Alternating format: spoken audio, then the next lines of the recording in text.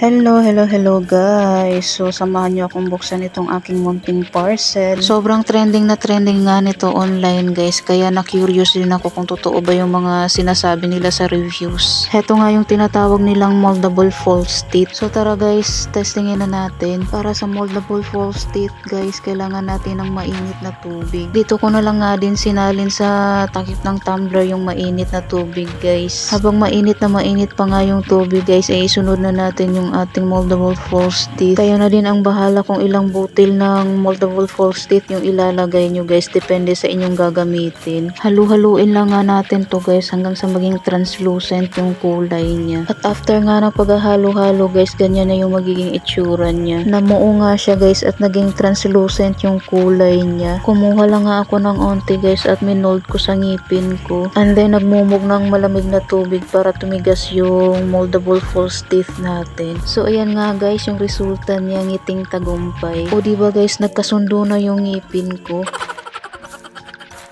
Ganyan nga yung itsura niya guys pag walang ngipin at kapag nilagay na yung moldable false teeth. O diba guys, confirm, super duper effective niya talaga.